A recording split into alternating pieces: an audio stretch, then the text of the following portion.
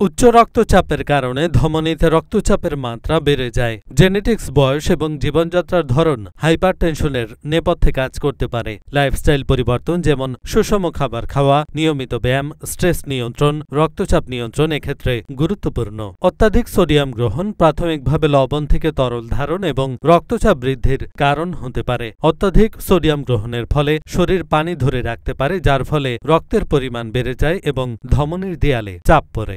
চিকিৎসকের মতে পটাশিয়াম শরীরে সোডিয়ামের প্রভাবের ভারসাম্য বজায় রেখে রক্তচাপ নিয়ন্ত্রণে সাহায্য করে এবং ভাসোডিলেশন কাজ করে। কম পটাশিয়াম এবং উচ্চ সোডিয়ামযুক্ত খাবার এই ভারসাম্যকে ব্যাহত করতে পারে এবং উচ্চ রক্তচাপ সৃষ্টি করতে পারে। অতিরিক্ত পরিমাণে অ্যালকোহল পান করলে তা রক্তচাপ বাড়াতে এবং সেই সঙ্গে উচ্চ রক্তচাপের ঝুঁকি বাড়ায়। অ্যালকোহল উচ্চ রক্তচাপের চিকিৎসার জন্য ব্যবহৃত ওষুধের সঙ্গে প্রতিক্রিয়া সৃষ্টি করতে পারে, তখন রক্তচাপ নিয়ন্ত্রণ করা কঠিন হয়ে যায়। ফাইবার কম খাওয়া, বিশেষ করে ফলমূল, শাকসবজি এবং আস্ত শস্য কম খেলে তা উচ্চ রক্তচাপের মাত্রা বাড়িয়ে দিতে পারে। ফাইবার রক্তে শর্করার মাত্রা নিয়ন্ত্রণ করতে পারে, তৃপ্তি বাড়াতে এবং কার্ডিওভাস্কুলার স্বাস্থ্য ভালো রাখতে কাজ করে। আর এর অভাব হলে তখন রক্তচাপ বেড়ে যাওয়ার ভয় থাকে। অতিরিক্ত শর্করাযুক্ত খাবার, বিশেষ করে চিনিযুক্ত পানীয় এবং প্রক্রিয়াজাত খাবার ওজন বৃদ্ধি, ইনসুলিন প্রতিরোধ ক্ষমতা এবং প্রদাহ বৃদ্ধি করে উচ্চ রক্তচাপে অবদান রাখতে পারে। উচ্চ চিনি গ্রহণ সরাসরি রক্তচাপের মাত্রা বাড়াতে পারে।